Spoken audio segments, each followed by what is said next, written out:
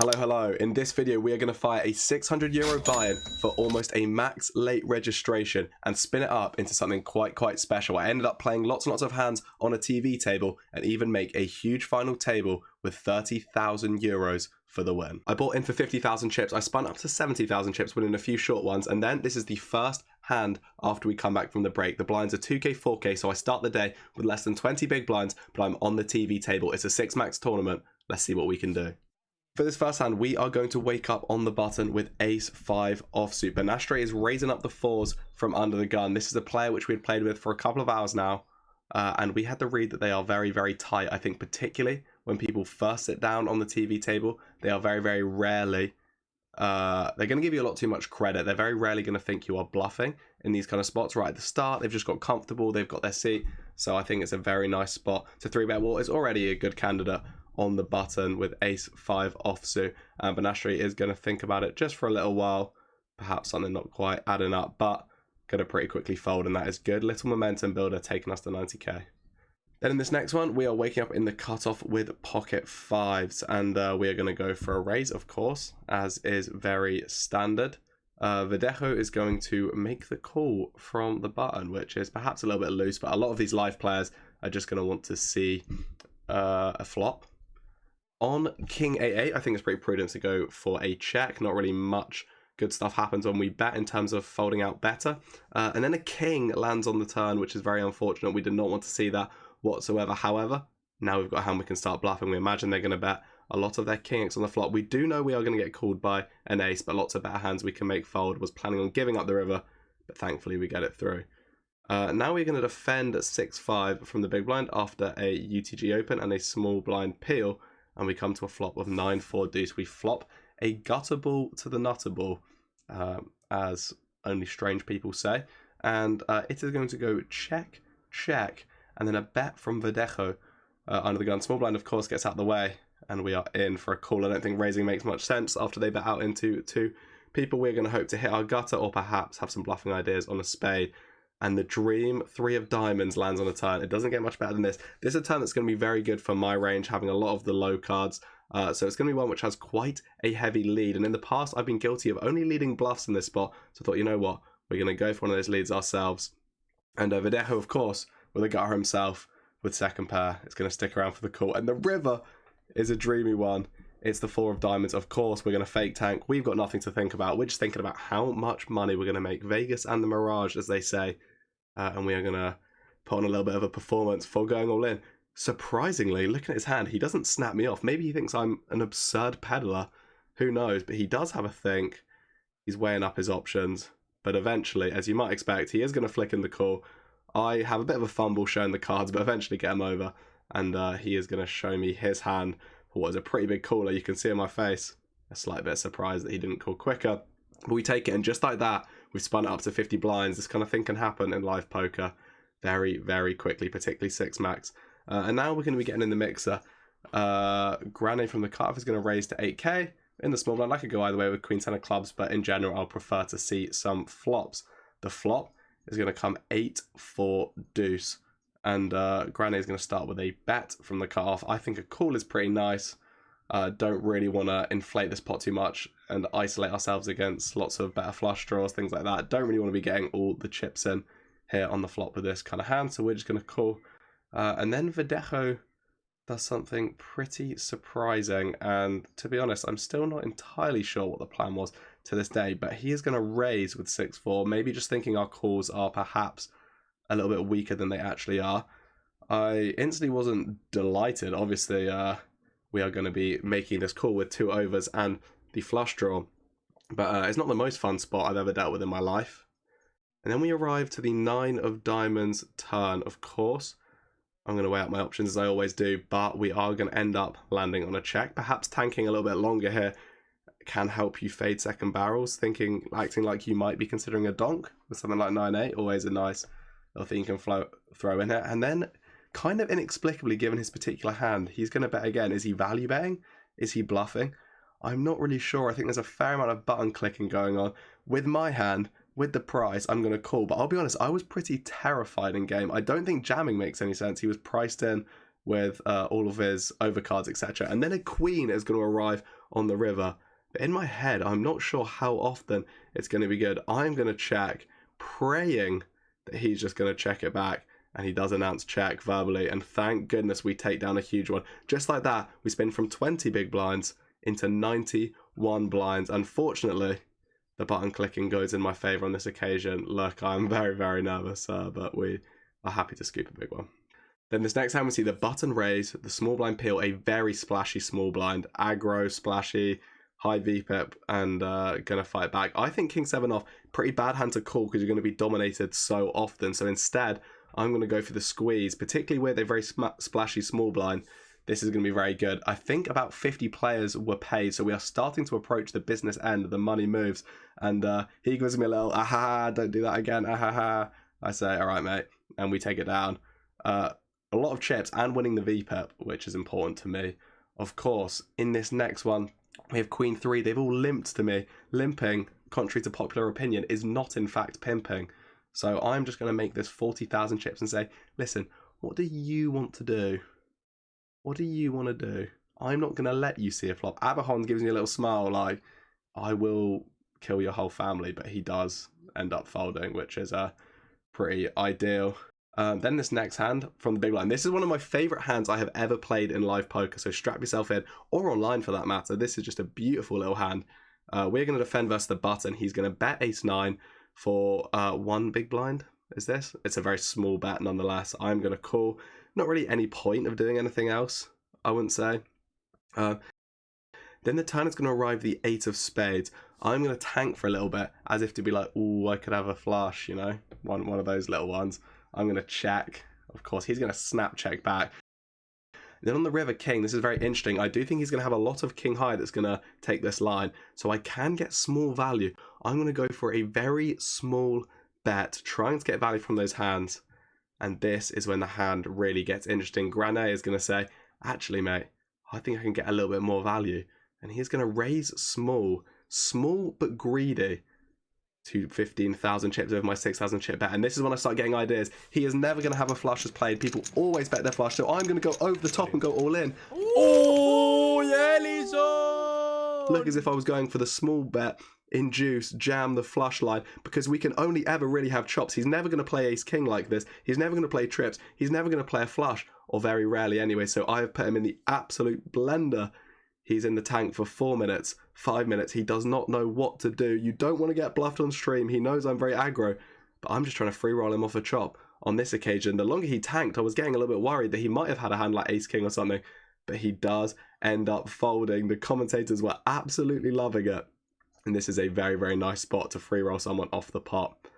In this next one, I raise from the cutoff to 10k. Then my opponent is going to jam for about 16 big blinds. I'll be honest with you, I kind of miscounted. I thought it was more like 12, 13 big blinds in game, a price of which I thought I had to call, given the antes involved and the fact he could rejam ace deuce, ace 3. It's a bit optimistic, but anyway, we are dominated. The flop comes 9-6 deuce, no help for us as of yet. The turn, a 7, is the same story, and the river is also going to be a 7, so we give some back. I think if I had known exactly how many chips he had, I would have tried to find the fold here, but alas, we don't get it done. The next time we raise queen 9 suited, and we have the dream flop, 8-5-3, all spades. This is exactly what you want against an opponent that's had enough of us.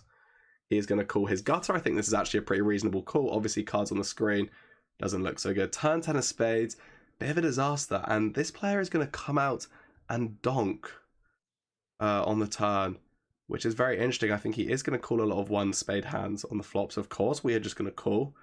And then on the river, the king of hearts. I had not yet played so much with him. I didn't know quite how aggressive he was. He is going to pot this, and I think I'm really in the blender, to be completely honest with you. Just to quickly break down the situation, I was really, really in the blender here. Now, I didn't quite know how aggressive this player was, but the most of the time, when it's on a full flush board and they decide to donk the turn and then pot the river into a range which is looked as if I can have ace of spades, I can have the king of spades, I can have flushes, and I'm gonna have flushes an awful lot. People don't tend to like to bluff into this range, and then it's kind of hard to see the bluffs, to be honest. Of course, we see that he has a hand like this gutter, but I think most players are not going to take this. So in the end, After weighing up my options, I really do not like what's going on. I think until I've seen sufficient evidence that he is going to be one of these players that just goes blasting off, I am going to lay this one down. And I show him because, to be honest, I want him to keep blasting off into me if he is bluffing. A little bit of encouragement for the kid. In this next one, the under the gun is going to raise. I think A7 suited pretty nice hand to 3-bet. I could have just taken a flop, gone for the low variance route. But I do decide to 3-bet against a tighter opponent. And then I just get cold called from the big blind, which was not part of my plans. I think it is reasonable to have a cold calling range, but this hand just good enough to 4-bet, get it in for sure from Granny. I'm going to bet a reasonably chunky size, trying to just fold out the ace jacks, king queen, ace queens of this world. He's going to jam quickly, and I'm forced to fold my a7 suited. And we are back down in chips. Now the hijack is going to raise, and I'm going to defend 9-4 suited. He is going to c-bet very small, and I think these hands, when you have a bit of equity with the pairs, are very nice to play as a lot of small raises. You get a lot of snap folds from a lot of equity, and you also sometimes are going to have some outs to continue against a king, for example, and it's pretty obvious when you end up running into a flush, you can shut down a lot. I'm going to raise. I noticed that he looked very calm. He didn't look concerned really at all by my raise, and then he is going to call this bet. Of course, he has the ace of hearts. He is not going anywhere. Then we're going to go off to a turn. We're going to see the eight of hearts. And at this position, I think he could still have a lot of hands like King X that are pretty comfortable on the flop, hands like aces. And I think people just pretty much pure fold their non-heart hands here. So I'm going to cover out a bet of 40,000 chips and see how my opponent responds. Again, this looks very comfortable situation for him. Always important to eye up your opponent. And he's going to call. And in my mind, this hand is completely already ended. I check. Notice how he snap points to my stack. The plaque in this 6-max format means all in, and I'm going to snap fold. It's a shame, of course, to lose this one. But I don't mind my line, to be honest. Now we're back down to just 11 big blinds. We are in the money now. And I'm going to raise my Jack 10 offsuit. I'm going to c-bet versus Avahon in the big blind, who's defended. The 7 do so. And we're going to see how he is going to respond to this one. He is going to call. He's got himself a pair. He perhaps would like to make a second one of said pair. I have a 10 now, which is good. I don't need to keep bluffing. And he's going to go for the check. And I think actually this is a nice spot. He's not going to have too much ace-x. I have a very well protected range. So I'm just going to bet again on this turn. And very sticky, this opponent. He is going to come along for the call. The river is a 6. I wish I had seen back the footage from earlier, because now he is going to lead jam this spot, which is a pretty uncomfortable situation. At first, I really thought this is just full of shit, this line, to be honest, and I wanted to call him pretty quickly. But then thinking about it, I have a lot of good stuff in my range. He can have the straights.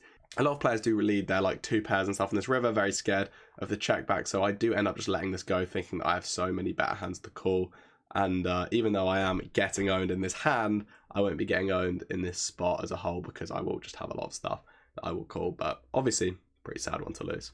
And what do you need to do when you punt off chips and get owned post-flop?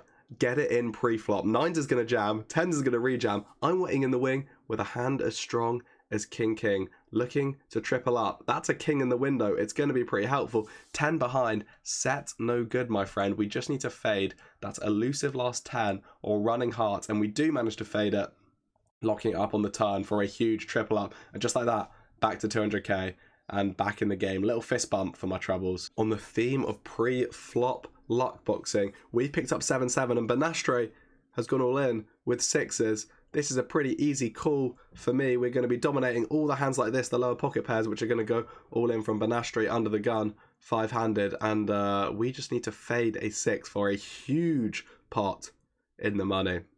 That's a 5, a 5, and a 4, none of which offer any help to Banastre. And an ace on the turn means a 6 will be the only out on a river. She stood up, trying to get that extra equity. I've noticed I am not best pleased by it. The bag's on. Every trick in the book being pulled out here, but an 8 cannot offer her any help, and we do pick up some much needed chips. Back to 40 blinds here. Abahon is going to raise to 30k. I think I'm familiar with your game now, young man. I'm going to have a little 3-bet, and they're going to make the fold.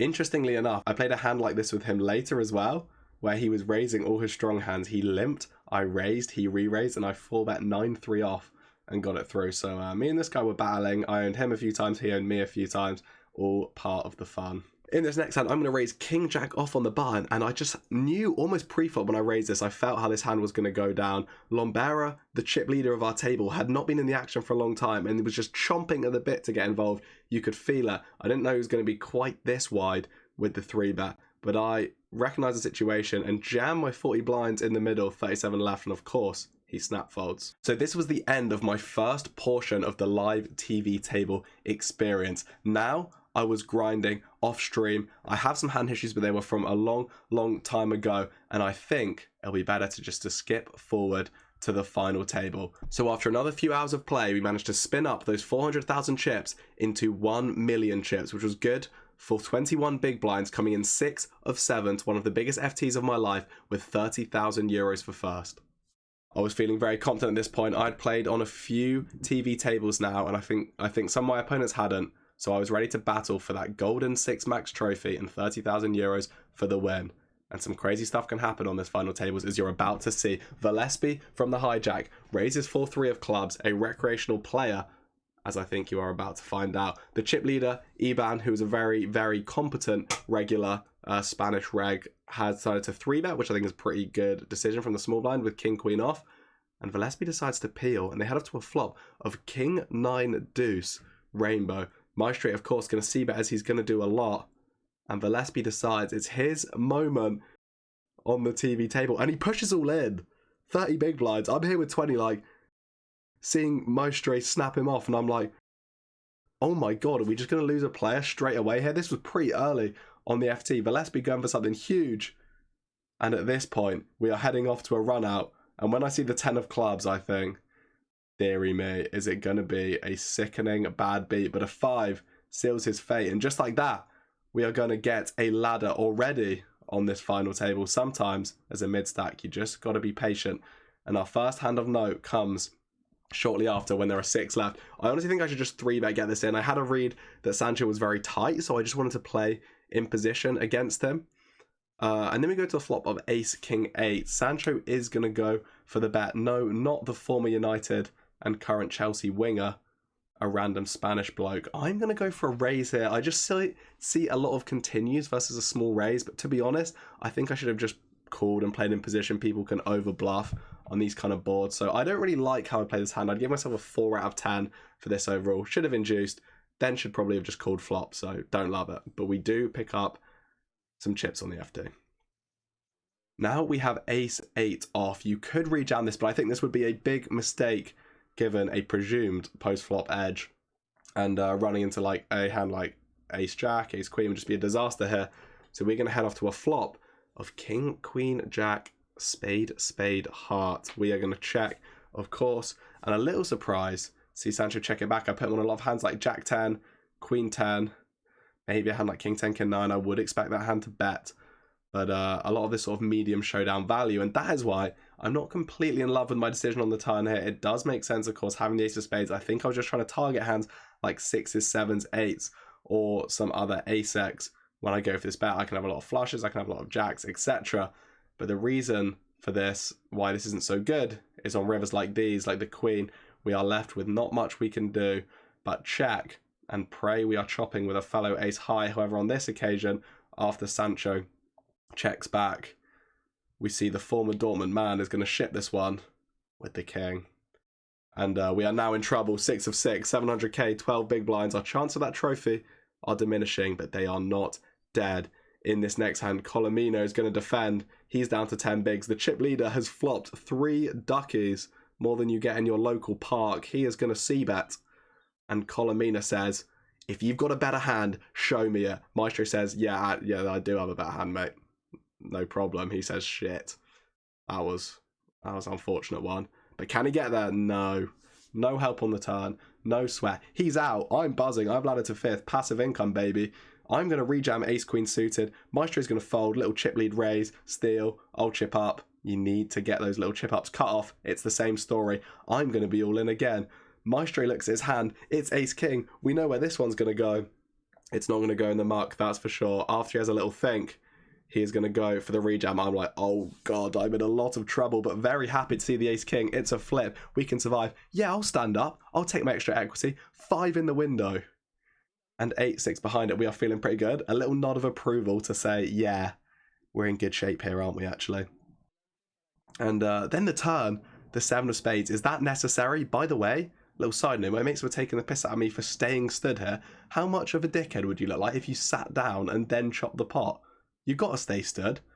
We don't chop the pot. We do find the jack. It's a double up, and you need that little bit of luck if you want to win a tournament. Now we're in the small blind with ace deuce suited, and I just decide I'm going to open rip. I think I could limp here, limp call, but rip also kind of reasonable off 20 in this ICM scenario where we just want to pick up some chips pre. And we're onto a very similar caliber of hand. Ace 4 suited in the cutoff, raising up to 160k. My straight, I think, played very well, but I think on this occasion they probably should jam, particularly given how much I'm going to raise, probably far more than I should in theory, and they should probably put on the pressure with a jam. Problem for my straight, a flop like this arrives, I'm going to bet with my equity, a bet quity, so to speak, and my straight, of course, going to fold pretty quickly, and this is a very important pickup for me. Our stack now reaching about 1.6 million. Now we have Queen 5 suited. Maestro's going to raise under the gun, and we are going to head off to a flop. The flop, a pretty favourable one for me, 7-6-3. Even under an ICM scenario, I think we have a big advantage on this board, and we are going to need to create a leading range. Queen 5 of hearts going to be perfect to go into this. We can put pressure on hands just like the one that Maestro has, but this is not going to get it done itself quite just yet. We are going to see him stick around with a call, and we're going to both head off to a turn where I'm looking for low cards so I can continue the story. The deuce of clubs will suffice. Actually not as good as it looks for my range. Don't really have that much deuce X, and it doesn't make any new straights. So perhaps deceptively not so good, but it's all okay. I will be firing this one again. It's more important that it doesn't improve his range, and he is going to end up folding very quickly. Big takedown for me. Then this guy's been tight. I have absolutely nowhere. He's like 13 big blinds. I'll go. And Chabby with queens is like, I think I'll call this one, actually. He's going to jam as well. Sancho gets saved blind v blind, which is very, very fortunate for him. And we're going to head off to a flop where Vela needs a miracle. There's an 8 of clubs out there. Hold on a minute. It's not that little clubs backdraw. The deuce of clubs is no good, though. And we're going to lose a player. And just like that, we're down to 4. We're laddering up. We are 3 of 4 with 2 million chips and 30k for first. It's pretty exciting if I do say so myself. In this next hand, Chabby, who is also a regular, he's a cash reg, actually is going to raise it up. And I have got pretty much the dream small blind combo from which to 3-bet. It is going to come back round to Chabby, and he's going to take the only option that really makes sense. He's going to jam his ace king off in the middle, and unfortunately, we donate some chips back to the ecosystem, but yeah, I don't think there's too much to avoid. We had a great combo. And now we are heading off to a flop. Eban, the chip leader, who is literally running very hot, is going to see bet. Sancho's like, I'm all in. He gets called so quickly. He knows that he is drawing pretty slim. 22% equity for him to survive, and we are praying that Eban can hold. That's the 4 of clubs. Great looking little turn card for us. Please hold the queens. And an ocho on the river. No ocho, no nacho. Is good night for him, however, and we have made it to 3-handed, which is a very big achievement. 14,000 euros locked up, and now we just have to see what we can do. The other two have far more chips than us, but let's battle. Speaking of battling, this is a very exciting hand. Look at the way I'm looking at him. I had a live read pre-flop that he was weak, so when he c-bets, as I believe he'll do with his range on this flop, I've got some dangerous intentions, and I've decided to go for the float. I would raise against a lot of people, but here's a competent reg that's going to understand I don't have many hands to raise on this board. So I just go for the float, and when I see a turn like this, my fate is as good as sealed. Eban is going to continue, as he is going to do a lot, because my range is so weak. His perceived range is strong. I had live reads that he was not so strong in this spot, and I wanted to make a little play. I'm carving out a raise. I could have just jammed, but I honestly thought raising small seems more nutted. We get the snap fold, and that is a big hand. Just because we're 3-handed with 30k for first, we are not going to stop playing our poker. Now blind v blind with Chabby. He has Jack 5 offsuit. I think he should probably raise this one, but he does go for the call, and I am going to check my option. The flop comes King 10 3. He's going for one blind. He's probably seen a video where you limp and bet one blind. But us little tricky short stack tournament players, we're going to punish him for it. We're going to raise. We got some backdoors, and he is going to snap fold. None of that around here, sir. And we pulled it back a bit, back to 2 million chips, 20 big blinds. Still, they are massive favourites, but we're in there and we're battling. I'm now going to raise 10-9 off on the button. Maybe a little naughty, but honestly, I think it's going to be pretty good. We're not going to get punished by 3 bets enough, but as I say that, he's all in with ace-5 off. Of course, we have to fold. Not ideal. Small blind, again, could limp. Jack-7 off. Is it a reasonable RFI? I think at this point in time, I was just RFIing too much. This was about 3 or 4 months ago now. And Eban punches us. He has the ace-3 off. Good jamming hand, and we are back down to 1.6 mil, sadly, but I'm still having a good time. Enjoying my day out. And now on the button, we are going to jam. And we run into the nightmare scenario. King, king. Can you not just deal him queens one time? We are going to need an absolute miracle. I feel scammed. Also happy to have just landed to third, so that's why I'm not sweating this one too hard. But hoping just give me a little 5. Give me a few spades. Give me a dream, is what I'm thinking. This guy's bloody buzzing. He's having the time of his life. But we are both heading to a very, very important flop for our tournament lives, and we have 13%. Should give us some help, dealer. Queen 4-4 is the opposite of help. Our graphics go to less than 1%. As you can see from my face, an ugly flop. This guy's feeling very calm. Can we find a little 5 on the turn? Just to dare to dream? Perchance? I'm holding my plaques. I know I'm as good as dead, but hoping for a miracle. The 3 of diamonds on the turn seals our fate, and that is third for 14,000 euros. In the end, Adrian Chabi actually went on to win this one. Heads up.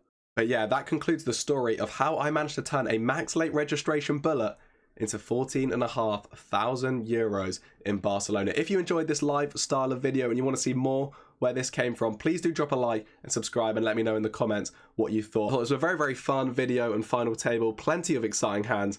Let me know your favorite one down below, and thank you for watching. I'll see you next time.